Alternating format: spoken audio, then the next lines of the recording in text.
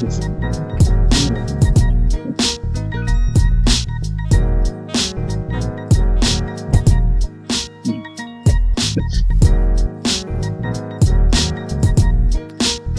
up, everybody? My name is Sebastian Bleak, and we are off the clock. Today we got Mr. Burns back with us again. How you doing, sir? I'm doing great, Sebastian. Great to be back again. Right on. Yeah, man. Stephen Burns. Does it feel weird just sitting there in silence for a little bit? Well, I'm used to that. Everybody ignores me. Nah, not at all. I was being a creep and just watching you. I was like, oh, that must feel weird just sitting there. But what's up, man? How you doing? Glad you came back. Glad you didn't hate it and decided to come back anyway. Yeah, exactly. No, it's fun. I mean, it's just, I really enjoyed the last session. It's just being able to just kind of just chatting about art and stuff. Yeah, there's this thing I do every week. And it's with a bunch of 3D users, and it's they're primarily Lightwave users and programmers. Oh, sweet. And we get together every Fridays on like Google Hangouts, and we just chat like this. That's pretty cool, right? So it's fun, and being able to connect with artists like yourselves, like high-end artists like yourselves, and who we can just chat about stuff. Challenges in the industry and techniques, and sometimes we'll throw each other a technique and say, hey, draw this or paint this or do a 3D of that, and we just all laugh about it when we make mistakes or we get it right, and it's just a fun little session. Yeah, man. And I dug watching you make them, because a mug has been in, we're dealing with this thing at the t-shirt shop where we're trying to figure out how to mock up mugs properly and quickly and efficiently. So that was kind of fun for me on that. But so thank you for doing that. Like 3D's one of those that kind of freaks people out sometimes, and you're so good at it. So thank you for sharing that with us. My pleasure. Yeah, man. So what do you call it? I know I never tell you like what's going on really over here, so there you go. But today, basically, man, every time we jump on here, I just kind of like whatever's in my brains at the time. Sure. Last week we were gonna yap around a little bit, and I had something on my mind, but it's kind of changed a little bit. Sure. When I go to some of these user group meetings, or a company hires me to go talk to their designers and stuff like that. Right. I end up hearing people talk about tools they hate, and that kind of freaks me out. So I kind of wanted to know what you thought about that. Like when you hear somebody say that they hate a tool, do you have any tools you hate, or what do you think about people saying that? Do I have any tools I hate? Yeah. Oh man, oh my gosh, let me think about that, because I spend most of my career working with tools I like. That's what I'm saying, right? Okay, tools. You use a lot of stuff, but like if you think of something in Photoshop, maybe when you're like, because I've actually watched demos where an instructor has said, "Oh, and this tool is really bad. Don't use this tool." And I'm like, "No, it's actually great for X, Y, and Z, whatever it might be." Like kind of special. So do you want me to like focus on tools I hate in Photoshop? Or it doesn't have to be Photoshop. I was gonna say Photoshop because I think of you as a Photoshop guy, but you're so much more. So yeah, whatever one comes into your brain when you hear that. All right. Okay. So let's see. All right. There is one in Photoshop that I thought was worthless. What's that? And that is the history brush. Okay. That's a good one. and then there's one tool that frustrates me. All right. And that it could be much better faster, but it isn't. Uh-huh. And that is the smudge tool. Smudge tool. Right on. You'd want to improve on it? Oh yeah. I mean, I think it's still slow. Oh, okay. I mean, if you start working with file sizes medium to large, it just slows down like molasses. Like the tool that I use more regularly, in that genre. And that's a classic too, so I was surprised to hear that one. Yeah, it's a classic tool. I mean, for digital painting, it's great. I think the tool that replaces the smudge tool is the mixer brush tool. Yeah, mixer brush. I love that tool. I love the mixer brush. The mixer brush is a godsend. Right on. Right? It's a godsend. Yeah. And I think the mixer brush is what the smudge tool should have been. Okay. But for some reason, the smudge tool just isn't quite, it's just struggling still. Yeah. And I know a lot of artists who use it, right? I know a lot of artists who swear by the smudge tool. But every time I say I don't like it because it's so slow, They said, "Oh, it's fine for me." And then I tell them my file size that I'm using, and they all respond the same way. It's like, "Oh yeah, you're right, because if you have a bigger file size, and then it goes down, right?" Yeah. So they're all working in small file sizes. Yeah. I'm thinking that's probably one. Let me think. Those are good ones actually. So I mean, you would want to improve the smudge tool, and the history brush. I was gonna ask you about the history brush. Did you ever find a good use for it? I haven't found a purpose for it. All right, cool. I mean, I understand it. It's like you're utilizing your history. Yeah. And applying it to your brush. Yeah. And you can choose whichever history snapshot that you want to paint that particular effect. But I don't know. I haven't really found a use to it. Most artists, I mean, wouldn't you agree? I mean, most artists I know have. That's the one tool they can find no real practical reason for. I haven't I haven't put it in practice yet. I studied it to make a video and show people how to use it. Yeah. But I don't use it in practice, and I don't really have a great use for it. Well, and I think it's because when I initially started playing with history brush, you couldn't save your history. Oh, right. Your history stacks, right? Yeah. So once your file is closed out, your history goes away. So what's the whole purpose of the whole damn thing? Right. That makes sense. I think you can save your history now. Yeah. I think. Now, I haven't really gone back to play with the history brush, so because we hate it so much. No, that's a trip. I mean, all right. So I'll share with you one of mine was that the tragic wand tool, as it's called in some tragic circle. Wand tool. But I love it now. But so that was one of the ones that I was like, at first I agreed with everyone. I was like, yeah, it does all these weird things. But then that's you actually are one of the people that got me really looking into selections more, because I always have your chant. Anytime somebody asks me about Photoshop, I always say what Stephen Burns says: Photoshop is just channel selections and masks, and it's only done in black and white. It's just luminance values. That's it. That's right. Even in my books, I say that the key to mastering Photoshop is mastering selections. Selections, masks, and channels are all one and the same. Boom.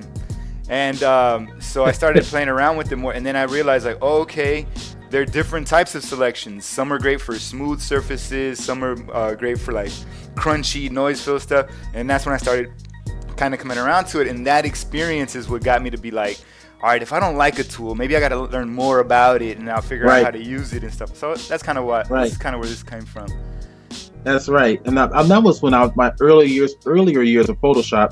I was very diligent about that. I really wanted to learn Photoshop inside and out. Yeah. And if I was a tool I didn't understand, I made sure that I worked it until I understood it. And one of the more frustrating tools in my earlier years was I think it's everybody's most frustrating tool is the pen tool. Yeah. Right. Yeah. That's a big when I learned how to use it and pushed myself how to use it and found the real effective way of teaching it, it was like end all. That was great. I mean, I use it for primarily almost everything. Right. So I love it. It's a great selection tool. Yeah. I mean, Photoshop is just so powerful. It's starting to cross so many lines. Yeah. I mean, one of the now, if we want to talk about programs that I hate, right? That I want to love. What's that? But I hate it because the company never improved upon it in terms of speed. What's that? And it's Bryce. Bryce? I'm not familiar with it. What is that? Bryce 3D, dude. I'm missing out. Actually, can you is my screen showing? Yeah. Let's pull it up. All right, cool. So I'm gonna go up here and let's go to Bryce 3D. Show me a little bit about that, and if you get a chance to after that, I mean, I don't know if you're up for it, but if you could kind of maybe show a little bit of the mixer versus smudge. Yeah. To a little bit. Yeah, sure. We were talking about earlier, in case anybody's watching, they'd be like, "What are these guys talking about?" You kind of just show them what it's about real quick. Yeah, sure. No worries. That'll be great. The Bryce 3D is a 3D program, right? Right. And what you're doing is using a paintbrush to paint in your landscape to build your terrain. Got it. That's cool. Right? It's a really simple program. The problem with it is that it's slow as molasses. It's slow, and it's like if it was super fast, it could be industry standard. And it's a very cool interface. This is kind of the interface. See, it's real simple, really fun, really cool, and it does stuff like this, you know. And it looks inviting. It's very inviting, and it just, I mean, no matter who. Now here's another example of Bryce 3D, right? All right, so it does water, it does sky. Awesome. It looks great with you. I mean, but you can't have a big file. Right. It's just super slow as molasses, and it's fun to work with, right? Right. It's fun to work with. That's cool. And again, you can say, okay, I want water here, I want a rock here, a mountain here, I want some clouds back here, and you can go into the cloud engine and make any type of sky you want, all from scratch, right? All built into the program, and it's just too slow. and it shouldn't be. It gets to the point where companies have to realize that if you're going to come out here and compete into this whole digital market, right, especially 3D, you have to improve. Yeah, that's one thing that I look at right away. When you were bringing up Lightroom last time, I really liked how you're able to spin your objects around really quickly, and just being able to move around in that environment was awesome. Right. So it's you can't. I mean, that was one thing that attracted me to Photoshop, was that Photoshop back at 2.5 and 3.0. I think I got into it about that era. I was using Painter at the time, and Painter was much more sophisticated than Photoshop. Yeah. But Painter was slow as molasses. Yeah. But Photoshop was fast, and that was the thing that attracted me to it. And it was simplistic in terms of its execution and interface in comparison to Painter. Yeah. Painter has improved quite a bit over the years, but still it's slow in relationship to Photoshop. Gotcha. And it's that slowness that kills the program, that kills it from being industry standard. You just can't screw around with improving on your code. I was going to ask, what are some competitors for Bryce? Like, what type of 3D does it do?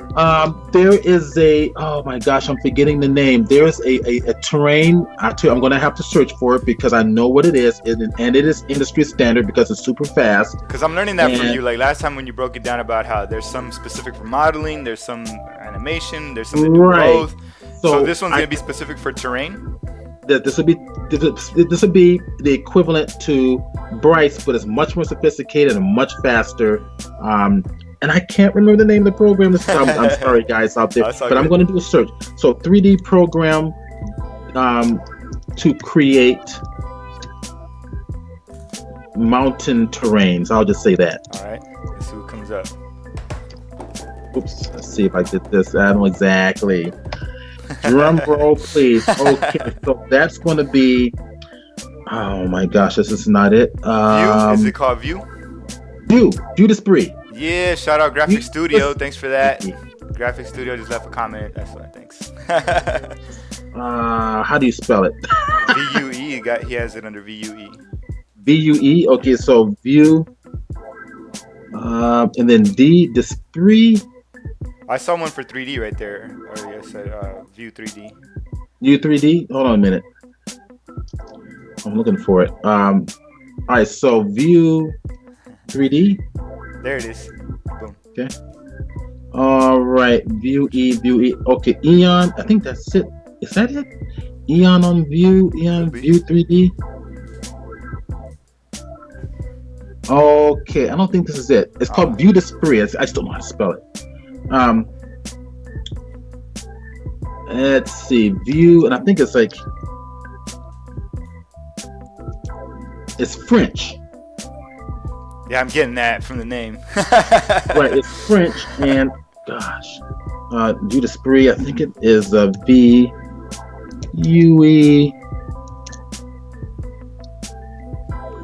Let me see. Digital Nature. Yeah, Graphic Studio said this. I think he's saying this is it. This is it? Yeah. Eon Software? Was it Eon Software Graphic Studio? Is that the one you're talking about? I'm clicking on it. Beyond Inspiration. View. There we go. Set it and be productive. So, this is it. World Generator. Did they change the name? Yeah, this is it. They changed the name. Okay, you got it. View 3, right? But they've changed the name to View. That was it. That's what threw me off. Oh, okay. That's a little video on it, and there we go. So isn't that wild? So this is terrains. It's creating the clouds, the sky. It's dedicated to terrain. That's a trip. 3D's a whole nother world. That's awesome. Yeah, it really is, and it's really starting to come into its own. Yeah. It's getting real popular. Hey, it's funny when I go to give training at some companies, that's the first thing they ask me about. They want to learn 3D in Photoshop and Illustrator, and I'm like, well, first thing, you probably want to use a dedicated 3D application. Yeah. Now you can do some stuff in Photoshop. I know you can, but like that's. Let's check this out. Plant Factory. I never saw this one before, Sebastian. There you go. That's kind of new. Oh, look at this. This is kind of cool. So this, no way. I wonder if your users know about the tree. Do you know about the tree engine in Photoshop? You know what? We're getting asked. Being told that there's another one called. I'm gonna pronounce this wrong. Terrigen. Terregen. Oh, I've heard of Terrigen. Yeah. Terrigen. Yeah, Terrigen. I think it's how. I'm gonna spell it right. Terrigen. Terrigen. There it is. E-G-E-N, yeah. Is it this one? It's gonna be the herb. That's an herb. No, that's an herb. How do you spell it? Spell it for me. Terregen. E-G-N. Got it. There we go. Oh, I'm sorry. It's G-E-N. It's G-E-N. G-E-N. Oh, I'm sorry. I meant to put G-E-N. There you go. Let's search it. So 3D modeling environmental. Boom. Is that it? So hey, Graphic Studio, big help. Thank you so much. Okay, that's great. Yeah. Very cool. Very cool models. Let's take a look at some of the models. Skies of Strife. Low poly catwalks. It's a lot of stuff coming out in terms of 3D applications and target fixation, 3D portfolio. Let's see. We have mobile apps too. Interesting. iPhone fantasy name generator. Okay, this is something. it's just you can just keep going on and on and on. Oh, yeah. And so I was gonna ask you, man. So what's up? You mind breaking down a little bit of the smudge versus mixer brush? Kind of show. Yeah, sounds good. Yeah, let's go for it. All right, so I was playing around with that's fresh. That's fresh. I like all the texture. That's amazing. Yes, amazing. Well, this is a resin cast. I'm using it as a reference because inside of Lightwave, I'm actually building a Stegosaurus. Ah, sweet. So this is the rough. This is the rough view of it. But anyways, we'll go back to Photoshop. We'll come back to that if you want to. That's cool. So Smudge, we'll use this model. Use this model or as a reference. I'm gonna go ahead and make a new layer up here. Let's go to F key. Get in close. All right, now Smudge tool. I tell you what, let's go over here to the mixer brush. So the mixer brush is nice because what it's doing is, let me go ahead and turn this off, clean that brush. I'm going to turn that off there. What it's doing is it's taking your existing paint underneath and it's smudging it. Right? It's mixing it and it's fast. It's super fast. Yeah. It's almost like watercolor. So if I want to come on, say for example, I want to kind of just mix some of these colors up in here. Yeah. And it's watercolor like because I may have the amount of water or the wetness that's applied. So this is the wetness here. So if I bring that down lower, let's see what it looks like visually. See, it starts to freeze up a little bit more. It doesn't smudge as quickly. If I bring the wetness up, let's go to 100%. It really makes it like it's just putting water into it. Now I'm telling it to I have to sample all layers targeted, so all of this is happening in the top layer only. I like that. Right.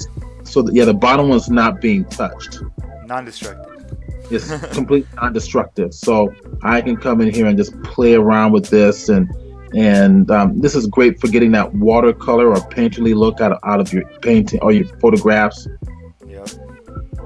or your images.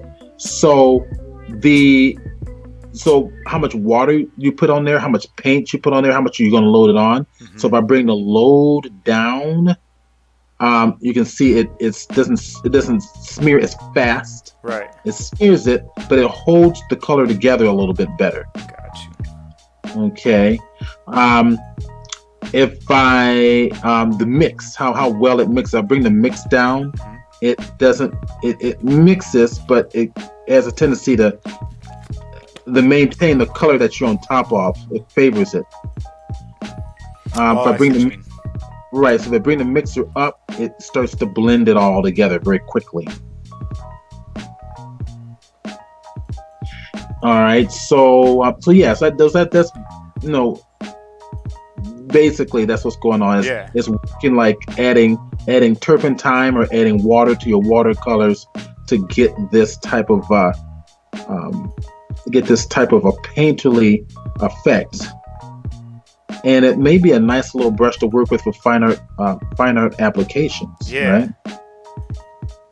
Yeah, because I started thinking like almost like you're just basically painting in there, like the paint's all wet still.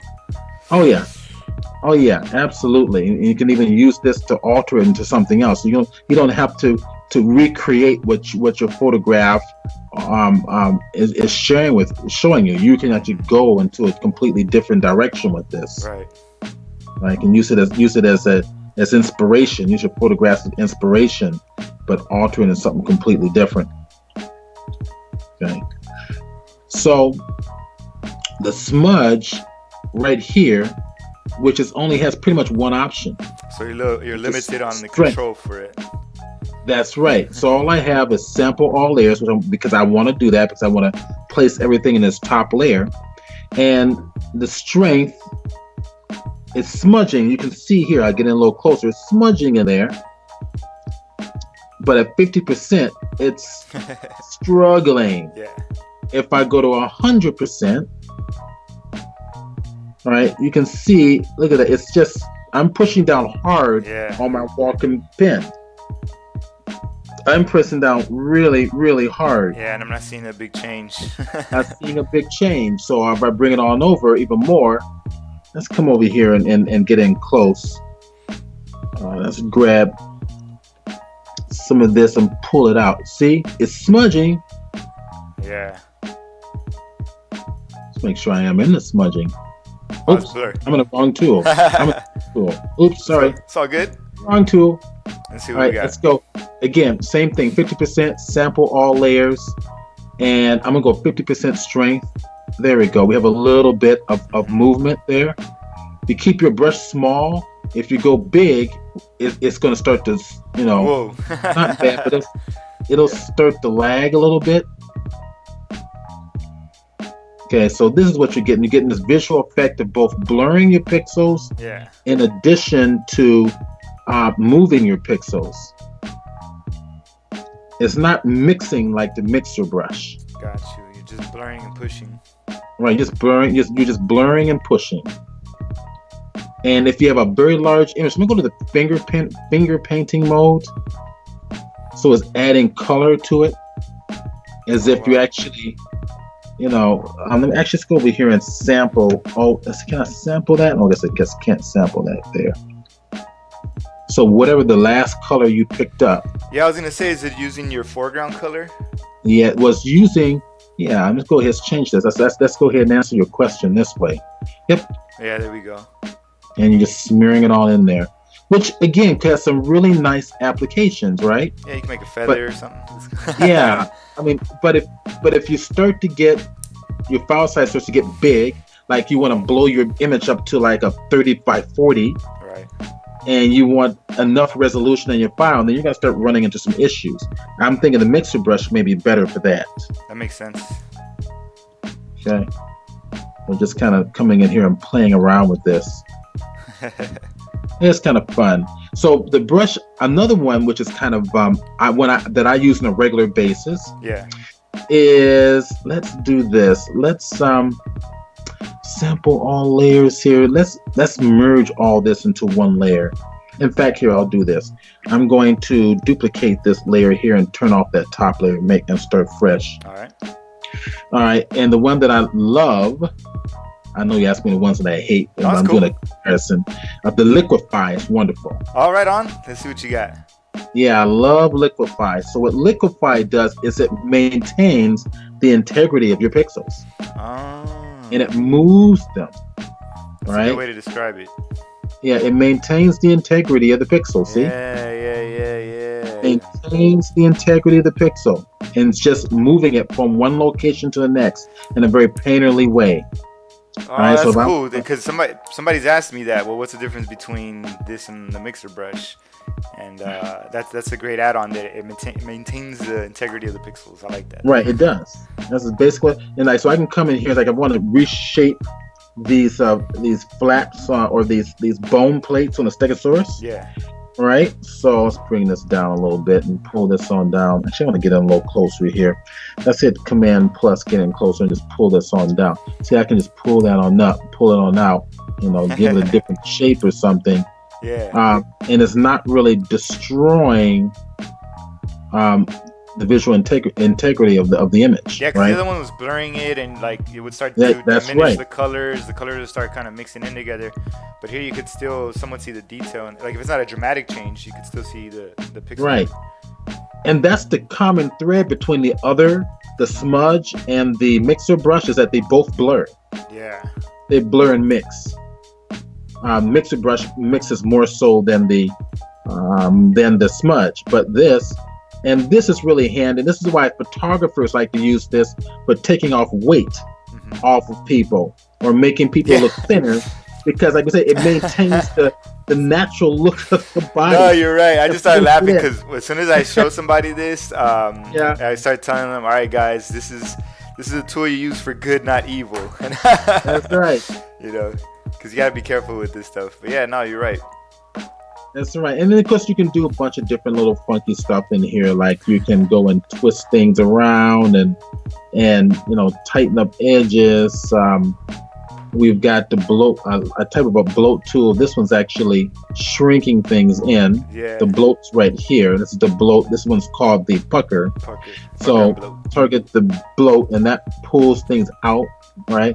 But it's still trying to maintain the integrity of the pixels, even in this process.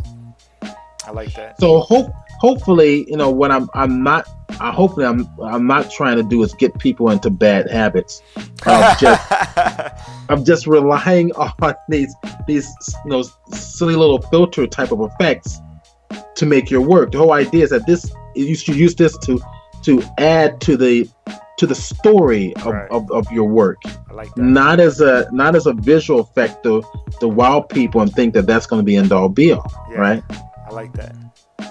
I like that, how you're being responsible with this stuff. Yeah, be responsible. And I'll be turning, and people take this and go, oh, now I got an artsy dinosaur. It's art.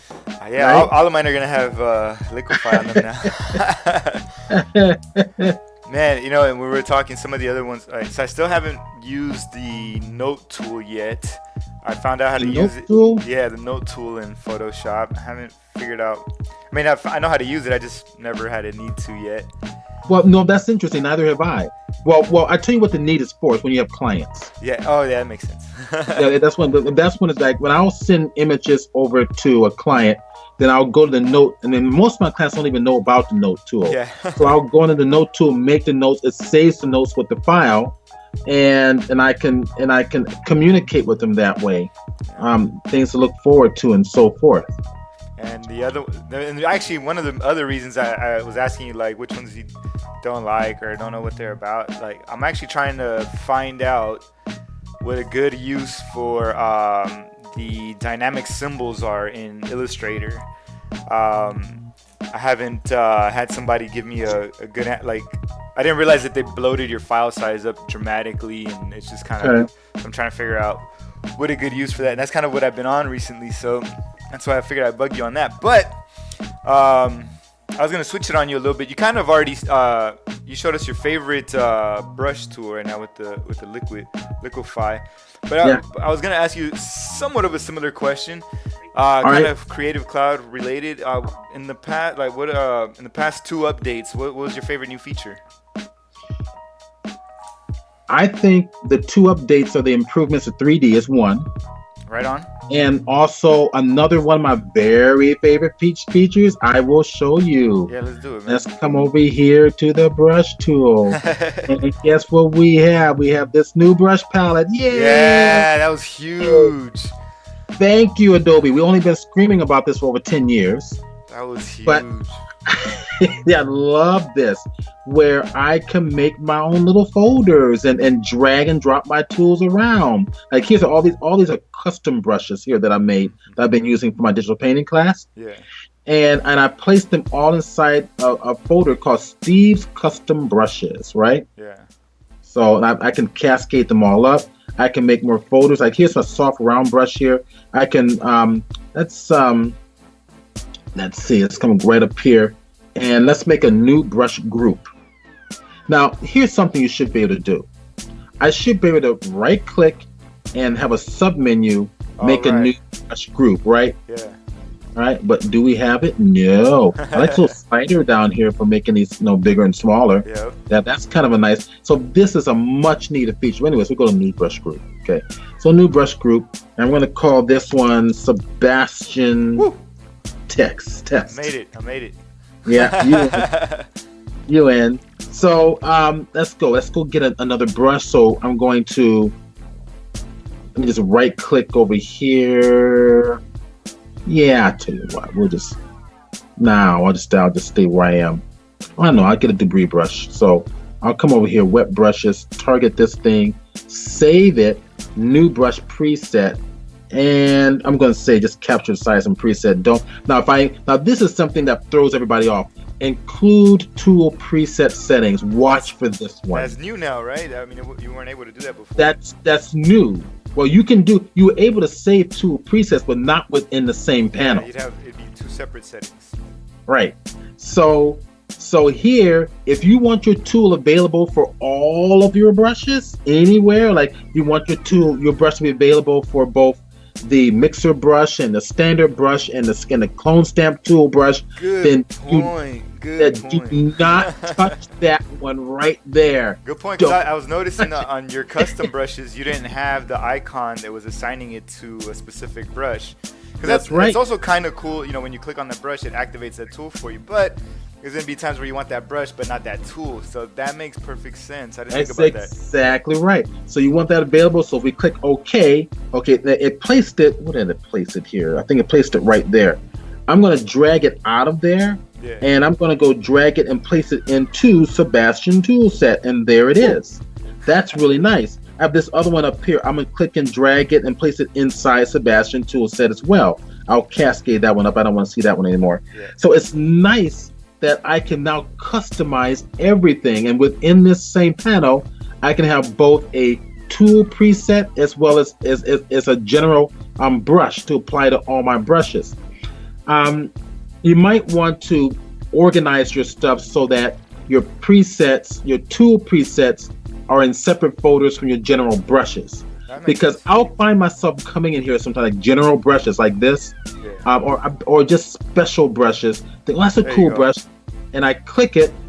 Okay, right now it's a mixer brush. Let me go to the regular brush, right? So I'm gonna right click. Let's see if I click that. See, it goes to mixer brush automatically. Yeah. So when I first tried the new Photoshop, I'm thinking, oh, I like that brush. Click it, and then it's like, oh, wait a minute, it's a mixer brush. I don't want that. That makes sense. That's a great point, dude. I didn't even think about that. Yeah, it just drives me nuts. Okay. I should show this brush to my students over at Otis. This is kind of cool. Okay, we got a little bit of red. Kind of come over here, give it a little green. Got some cool noise and stuff. Green, yeah. It's kind of tap on top and all that stuff. Okay. Anyways, I destroyed my dinosaur.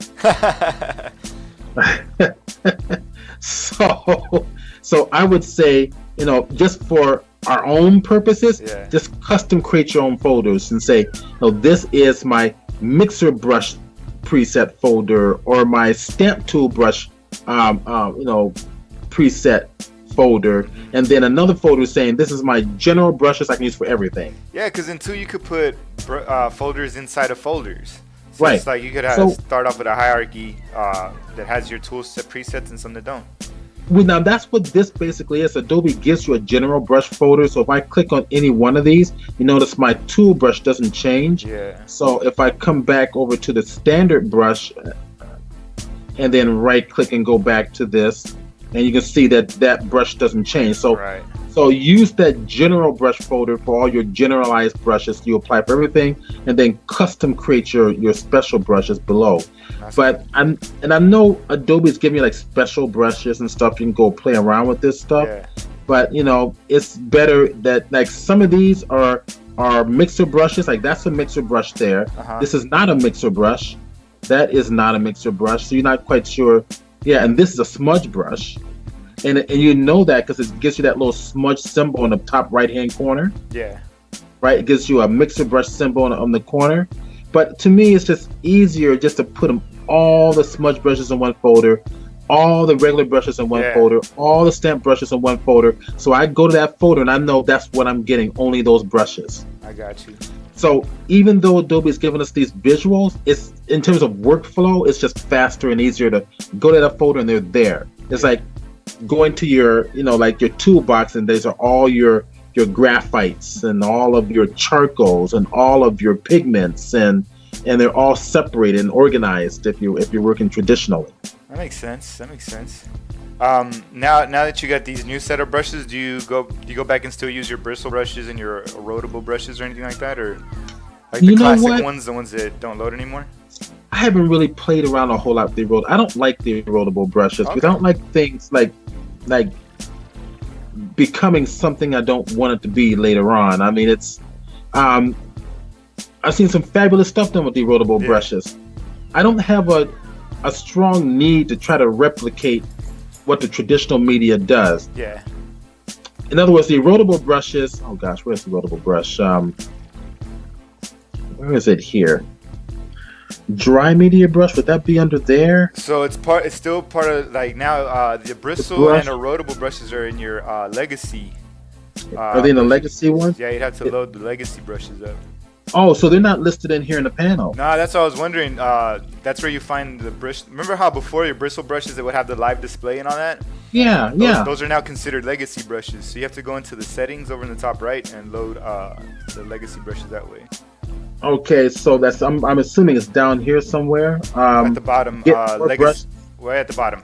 Oh, there it is, legacy brushes. There it is. Okay, so we click that. There's my legacy brushes folder. All right, so I'm wondering if maybe a lot of people weren't really using them.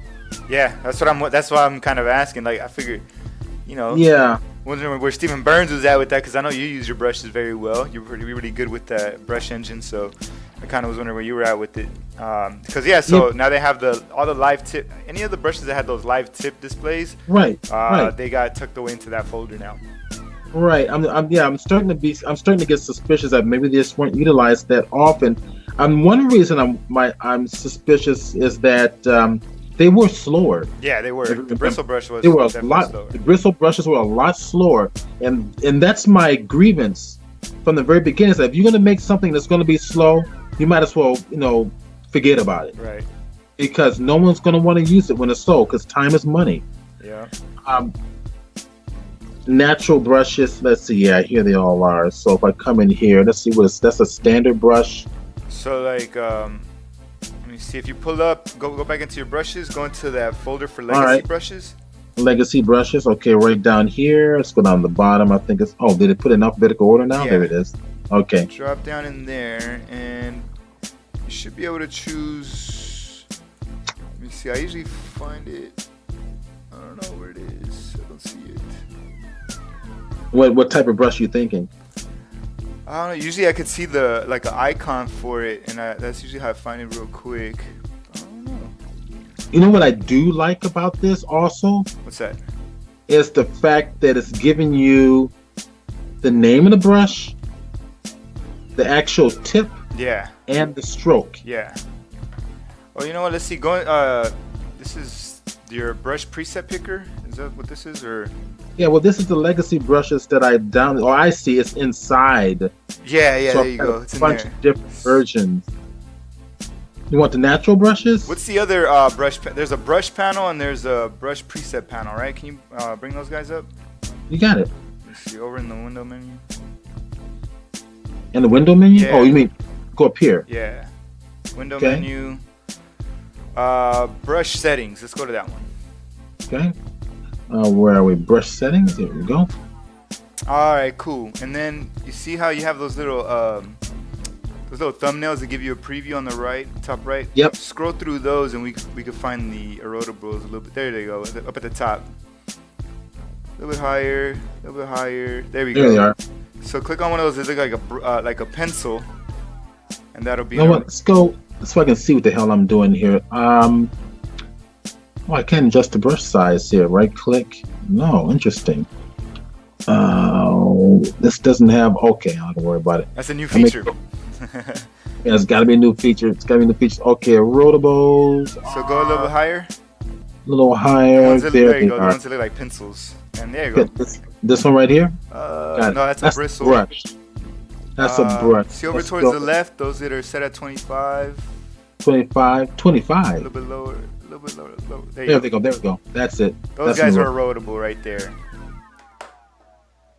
Yeah, there we go. That was the one I was using before. And then, so the reason I brought that one up is, again, recently somebody asked me during the update, they're like, I used to have these brushes, because they wanted to actually make it look like they were sketching in here and all that stuff. They couldn't find the brushes. So you have to actually load them there. It's like, so for me, anytime Adobe calls something legacy, I'm thinking it's on its way out the door. That's usually what legacy means. Yeah. It's kind of like, we're going to get rid of it, but we'll keep it there for your convenience. Yeah, just for this one version, and the next one it might be gone. Yeah. Let me see. Hey, since we're talking about brushes, hope you don't mind. We have like about 15 minutes left or something like that. If that's cool. Yeah. The shape dynamics. You mind breaking down some shape dynamics for me, like if I've never used them before? Because like, what I like about the reason I bring shape dynamics up is I like to show people that, because that's the meat of where you can control what your brushes are going to look like. At least that's the way I look at it. So I'd like to hear kind of how you break it down. All right. Let's go ahead and grab this. Let's grab a brand new document. Because you're a boss at the brushes, bro. Like, I'm just not going to lie. No. So I'm told. Yeah, I tell you what, let's do...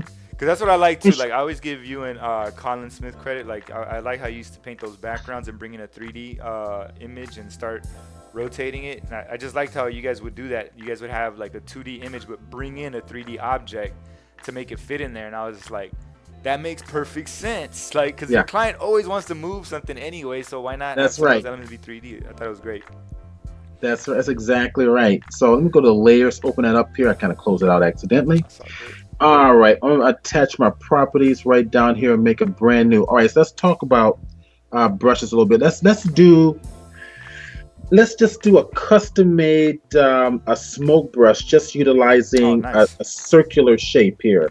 Now, there's a lot of different ways to make like smoke brushes, and you can actually take clouds and sample it to make it a brush, and it can give you some very dynamics. But I want to show you the basics, foundation of it. I made the D key to make sure my foreground and background color is black and white, right about there. And I'm going to think about the properties of smoke, right? So smoke bellows, and it changes in transparency, it changes in intensity, and also in opacity. So I'm going to create something that's going to show and reflect those properties, as well as apply that effect. So I'm going to make sure my initial brush on the round brush is going to utilize the transfer for the pen pressure. Okay. And that's all I really need at this point. Okay, so I'm going to just gently start to lay down a smoky type of a concept. And some areas are going to be rich and dark, and other areas are going to be light. All right, so I'm going to start it with this first. All right. And then I'm going to grab an image that we can apply. So I'm going to kind of pull this out like so. All right, so there's my basic smoke brush. Command A for select all. Better yet, I'm going to hit the M key for the marquee tool. and select exactly what I want to be targeted on this brush. The reason I'm doing this is whatever areas within this selection, the center point of the brush is going to be placed in the center of this selection. Oh, that makes sense. Right? Yeah. All right. So if I don't have a selection, or if I select the whole thing, the center point will be placed slightly over here. But this way, I can have the center point placed exactly where I want. That's good stuff. So all right. So if I go to Edit menu and define a brush preset, there it is. There's my brush, and I go ahead and I'll click OK. So I'm going to hit Command A. Remember, this is all on the new layer. Hit my F7 keys. It looks like I lost my my brush, my palette again. And I'm going to hit Delete. So I treat this like an Etch-a-Sketch. Yeah. Right?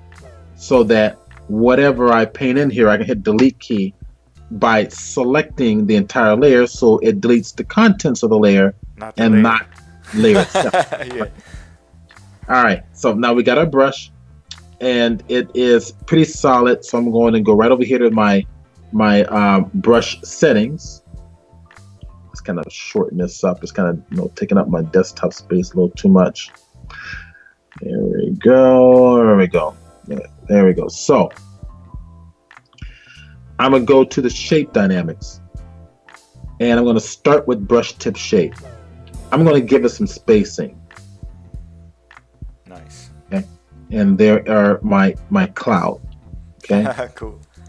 So different cloud effects. I'm gonna hit delete.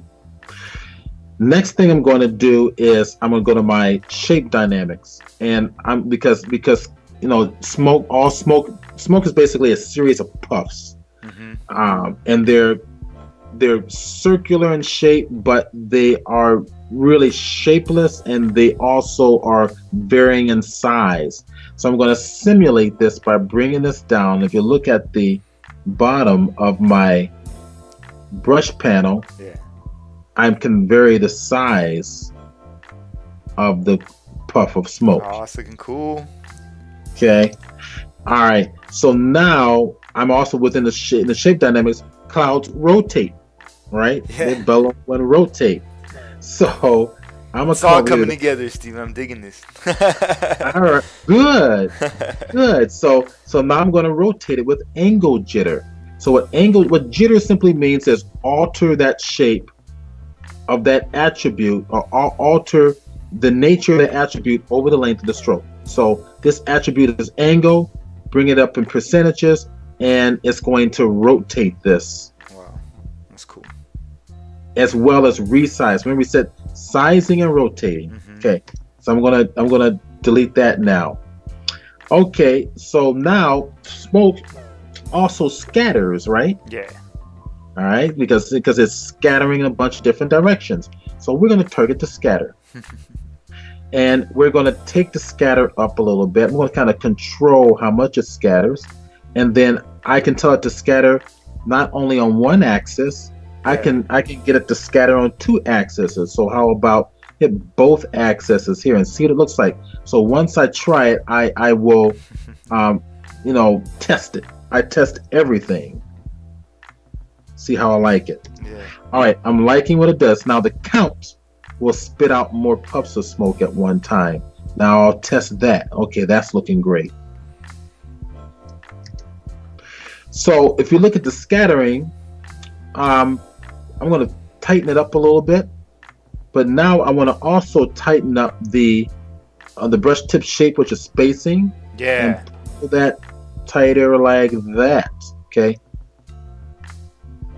Okay, so I might even bring down the count a little bit.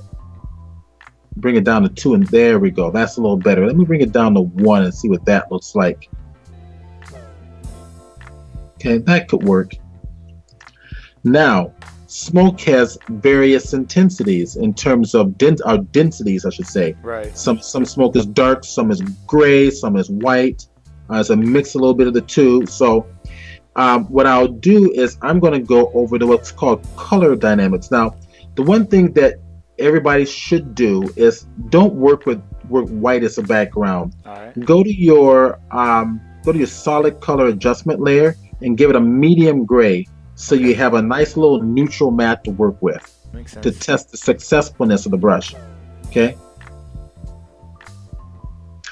Now, what we're going to do, oops, I forgot to hit select all on that layer. So I deleted the whole layer. So play with this one and hit delete. Now, cool. I'm going to alter the intensity between two different colors, right? Mm-hmm. So I'm going to go to my brushes here, or brush settings, go to the color dynamics. Mm-hmm. I'm going to make sure apply per tip is selected right up here. And then I'm going to, with apply per tip, all right? Mm-hmm. Then I'm going to come up here and go to the foreground and background color. Right on. And a little bit more. And I'm going to test it. Man, I like how this brush you're developing, like the more changes you make, it actually like, it looks like it's moving. It's getting like, like this cool flow with it. It's good. And I like the little subtle, and if I hit the X key to go to white, now you've got steam, right? Yeah. So it's pretty harsh. It's pretty harsh. So what I'm going to do is instead of a white, I'm going to take it down to more of a lighter gray and see what it looks like. There we go. Oh, that's a little more palatable. Yeah. And hit the X key to go to black. See, now you have a nice little subtle transition. I like that. All right, so the last thing I'm going to do is add in the, let's see, foreground and background, that's apply, that's good, hue, saturation, all the rest I'm going to leave the same, but I'm going to go over to the transfer and make sure pen pressure is selected. So if I press light, see? Whoa, that's cool. It starts to, give you a sense of a smoke. Yeah. Okay. And if I go to the white, hit the X to the white, man, it's fresh. Just watching it get more and more natural as you go. Because I remember like the first iteration of it, you still could see these lines and all that stuff. And now it's legit looking like smoke. Right, that's starting to look like smoke. And now change your blend mode. Let's say change your blend mode to overlay. All right, and X key to go to white. See? There you go. And it starts to blend this stuff. X again. X. All right, so we want fire, right? So the same. I'm gonna save this brush. So I'm gonna right click here, go to my drop menu and new brush preset. And again, don't turn on that tool setting. So you can leave it alone. Any brush. I can leave it any brush, right? Now this next step, I'm gonna want to save the tool preset because I want this time. I want kind of a reddish. Kind of like that color. The background color is going to be hot yellow. Nice. Okay, hot yellow. And I'm going to change the blend mode. Make sure the blend mode is overlay. So when I test this out,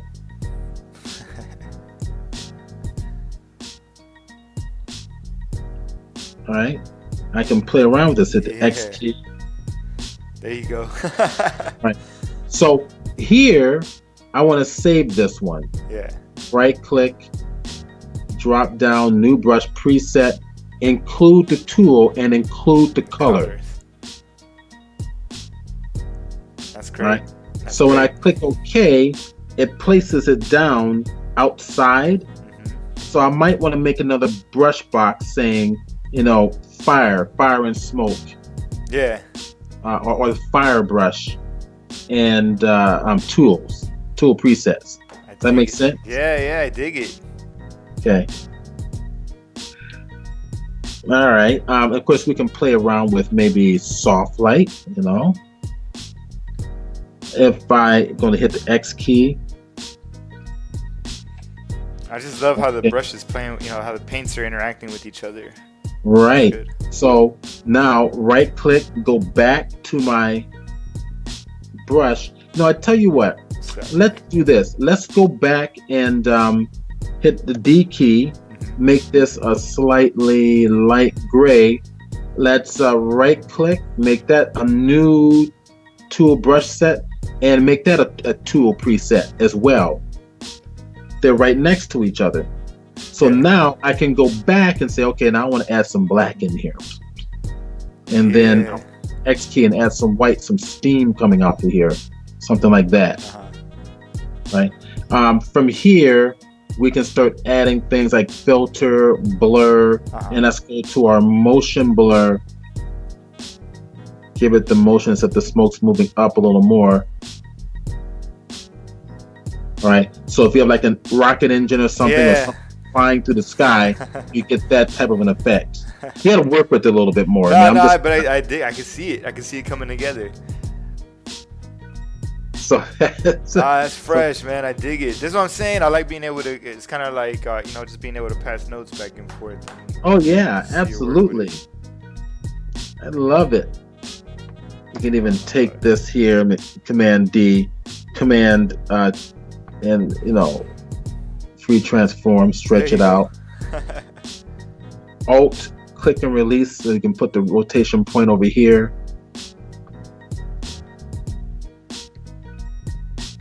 Yeah, start squishing around, reshaping it to fit like your rocket ship or something. Oh, absolutely, absolutely. I'll make a new layer. I'll do one of my favorite ones is kind of go ahead and fill that with the medium gray. Okay, let's go over here to the filter render. Let's render our lighting effect. Right on. Not lighting effect. No, that's not lighting effect. That's not what I want. What I want instead is filter render, lens flare. Okay, place it about dead center, make it stronger if you want. I'm going to give that one see an overlay. Hit the B key for the move tool. All right, you can play around with that. Yeah. All right, and if you want more intensity, Command J, duplicate it. Yeah, then just blur this out. I can even take this filter, blur. Oops, wrong layer. There you go. Filter, blur, Gaussian blur. Just start softening up those edges. There you go. Soften it up. Just blur it on out. Or go into go to your brush. Right click. Let's go get our standard brush. This one here. Okay. And if I want to make that layer, let's say an overlay as well, let's give it some color. Give it some red, some nice, with some nice deep orange. All right, so that's a overlay layer, and just pop it. Get some intensity in there. All right, and then you can choose another layer and give that a blend mode of color dodge. Adjust the color. In fact, I'll just target the color here. That little hot yellow there. Color dodge and just pop it, boom. All right, and adjust your opacity to your liking. Start messing around with intensity. Yeah. Or use this to I can even use this here. Go back to this layer.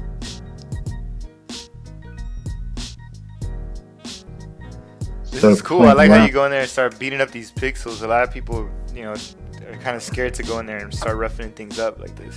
Nah, you can't be scared. No, that's good. You're right.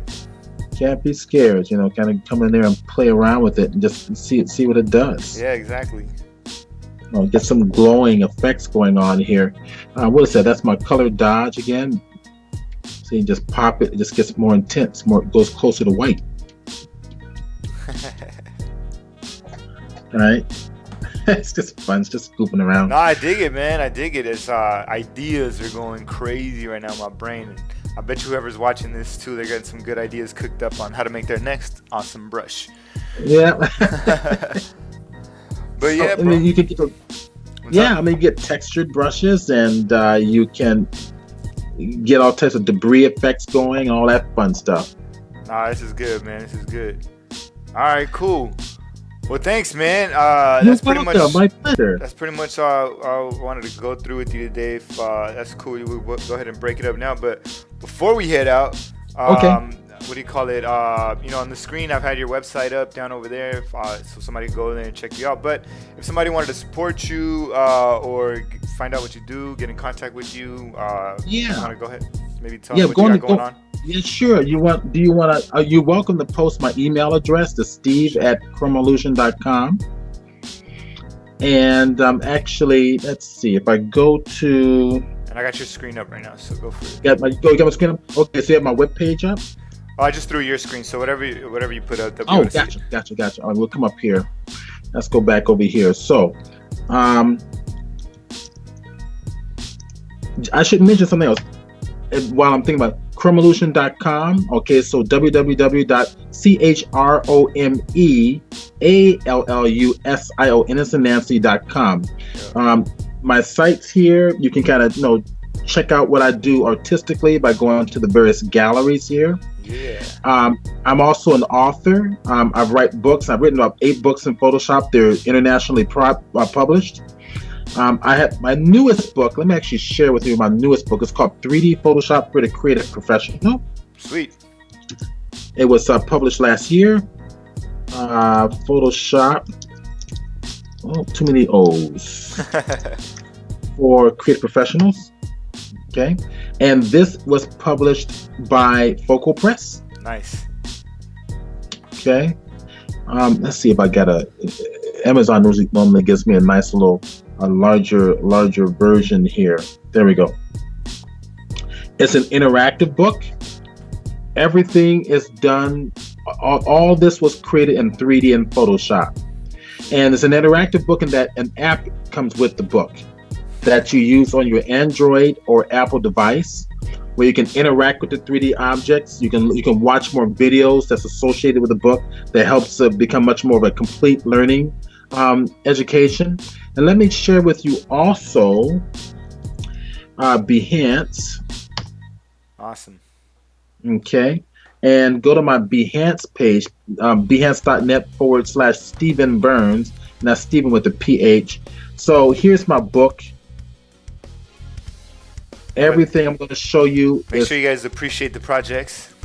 Yes, well, everything that you see here was created natively in Photoshop 3D. All of it. Modeled, textured, rendered in Photoshop 3D.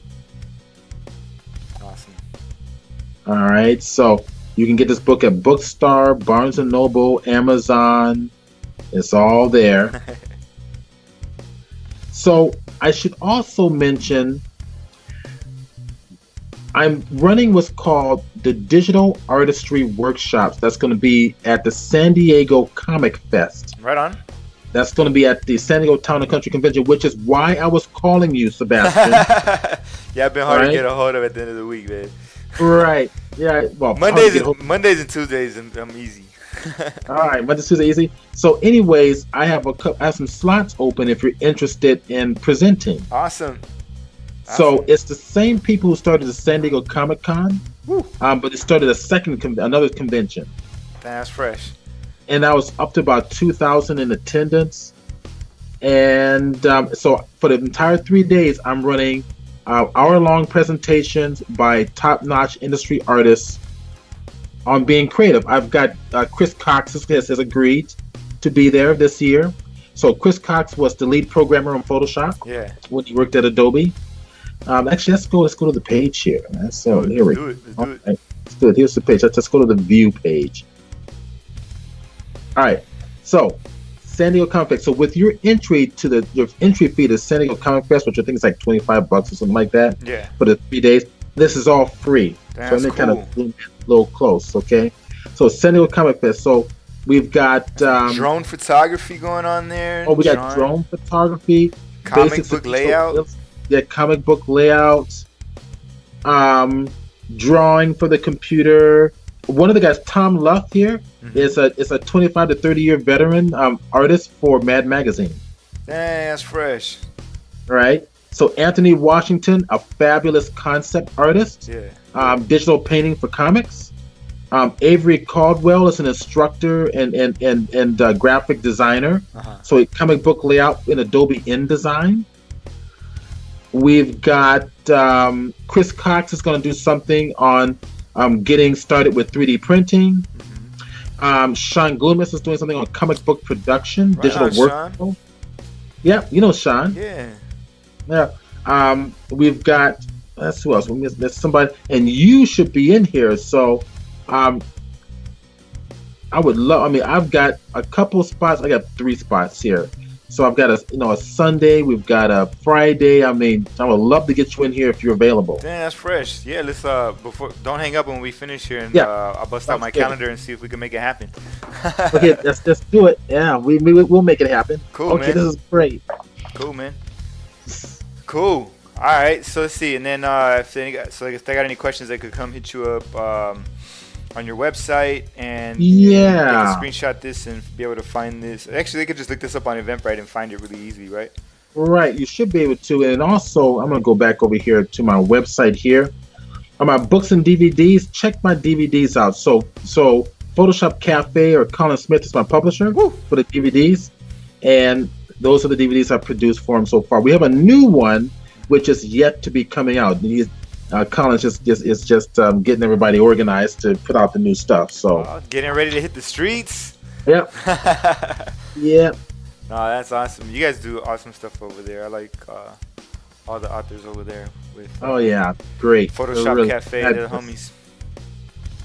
And the website's going to be changing pretty soon. I've just got a new WordPress, so I just have to get it transferred over. Damn, bro, you busy. You stay busy. I'm busy. I'm trying to be like you. I'm trying to be like you, Steve. Oh, you can't get contact with me.